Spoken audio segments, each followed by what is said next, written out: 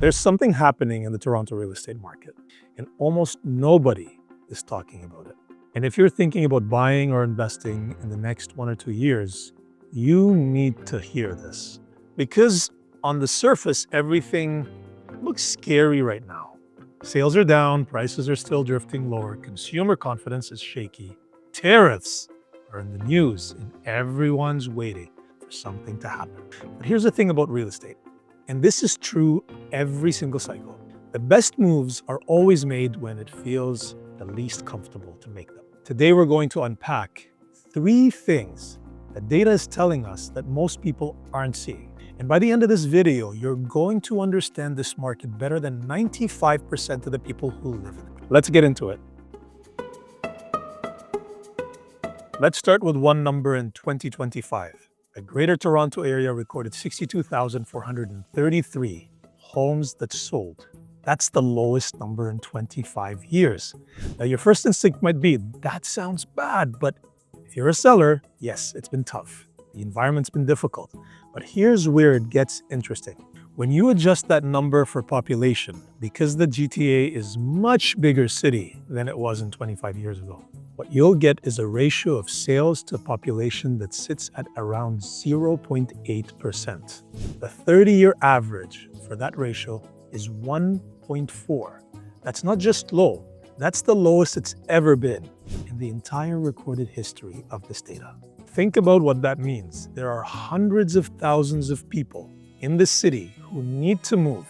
Upsizers, downsizers, growing families, new graduates, people relocating, who haven't moved yet. They're just waiting. They're sitting on the sideline. And that's what we call in real estate pent-up demand. And it's building like a pressure valve.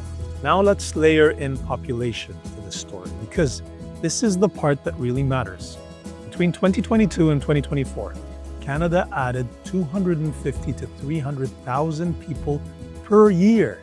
We were used to around 100,000, 3 times the historical rate. The government has temporarily slowed immigration to try to bring that back to a balance.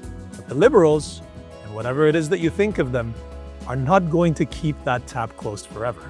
It's a temporary adjustment, and when it opens back up, it's going to open into a city that's running the lowest housing supply pipeline in 35 years.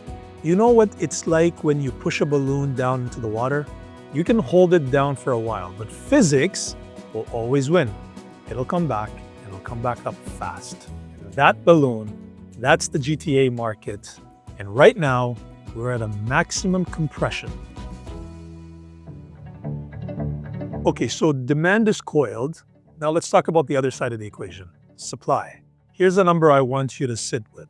In 2025, there were 1,599 new condominium sales in the GTA. 1,599.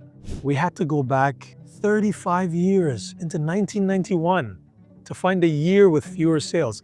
And when you adjust for population, this is the worst new condo sales environment that has ever been recorded in this country. Ever. And downstream effects of that number are enormous. Because 2025's lack of sales means 2026 lack of construction starts.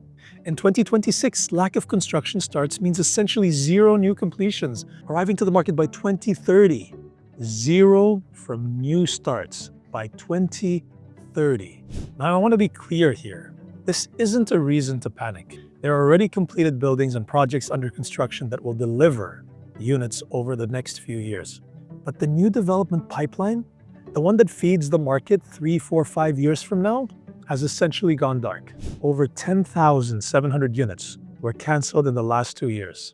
Another 20,531 unsold units are sitting in developer inventory right now. Builders are selling at roughly $1,000 per square foot at below their actual cost, just to stay liquid. This isn't a slow market for developers. This is an existential moment. Why does this matter to you? Because the person buying a resale condo or a house today, right now, in the market, is buying into a future where supply will be dramatically constrained. The demand that's currently sitting on the sidelines doesn't disappear, it accumulates. And when it comes back to a city with fewer new homes, being built. That's the setup for a very different market in 2028, 2029, and 2030. Urban Nation, and these are people who track every crane and permit in the city, described the 2025 as a needed correction to bring the market back to in line with the 30-year trajectory. The 30-year trajectory for price growth in the GTA, by the way, is 5.9% per year. Even though COVID, even though all of this, this is not the end of the Toronto real estate story. It's chapter 4 of a very long book to come. All right, here's the part of the video for anyone who's thought about buying an investment property and talked themselves out of it for the last 3 years or 4 years. Because there's something quiet happening in the numbers and almost nobody's saying it out loud. Let me explain. The cash flow problem and why it's changing today. From about 2021 onwards, buying a condo in Toronto as an investment was essentially a guaranteed way to lose money every month. Not on paper, on cash. The numbers just simply didn't work. Here's what the Urban Nation data shows. The average ownership cost on a new condo registration in GTA, based on the pre-sold price, 20% down, 30-year amortization, plus condo fees, plus property tax. It hits $5.9 a square foot per month in 2025. The average rent being achieved on those same units is $3.8 per square foot.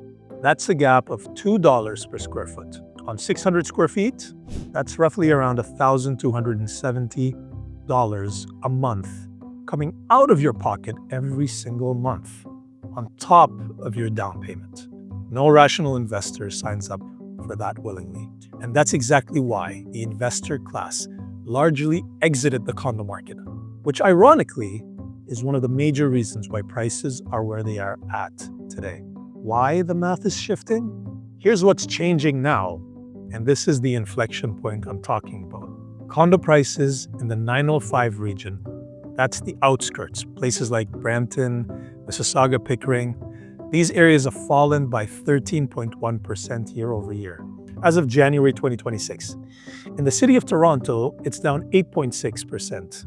These aren't small moves. At the same time, the Bank of Canada has brought its policy down significantly from the 4.5 peak. Rates have stabilized, and while mortgage rates aren't low by pandemic standards, they're not the enemy that they were in 2023 anymore. The result, for the first time since 2022, we are approaching an inflection point where cap rates, the income a property generates relative to its value, are beginning to converge with the cost of borrowing. We're not fully there yet. I want to be honest with you about that, but here's the thing about inflection points. By the time everyone can see them clearly, the opportunity's already passed. Think about it this way.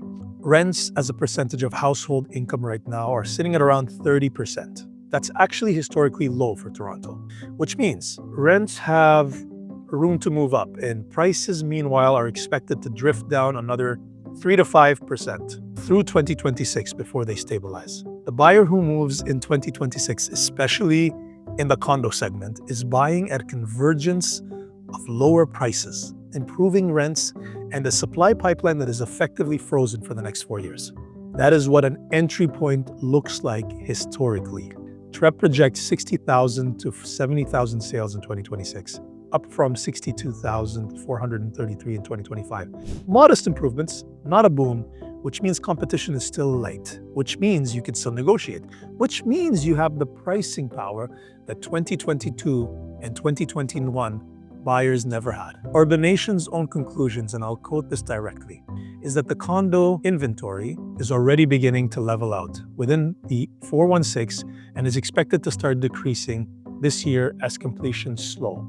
The 905 will follow, and the tide is turning, slowly, but it is turning. So let's bring this home with a framework, because I want everyone watching to leave knowing what they should do next, and based on who they are. If you're a first-time buyer, the data says affordability has improved and ownership costs as a share of income are coming down. Prices are lower than they've been in 5 years. Sellers are negotiating, and if you wait for the confidence to come back to the market, which it will, you'll be competing with everyone else who's been waiting this long too. The best time to buy is rarely when it feels great. It's when the numbers make sense and most people are still scared. If you're an investor, watch for the inflection point. We're pretty close, not there yet, but very close. The pre-construction market is effectively shut down, which means resale condos that exist today will be the scarcest product in 2029. Start doing your homework now, and deals you identify in 2026 will look very different than 2028. And if you're a homeowner wondering about your position, your home is not just an asset, it's a long-term play in a city that has never, not once in 30 years of data, failed to recover and exceed its previous peak. Selling into this market out of fear is the single most common mistake I see today. And if any of this raised more questions than answers, that's actually the right response. This market is complex. It rewards people who understand it. And that's exactly why I'm here. If you want to sit down, look at a specific situation, and figure out what the data actually means for you, not for the market in general, but for you, your budget, your timeline, and your goals, I'd love to have that conversation with you. The link to book a call with me is right below this video. No pressure, no pitch, just a real conversation about what makes sense for you right now. That's the update for March 2026, and I'll see you in the next one.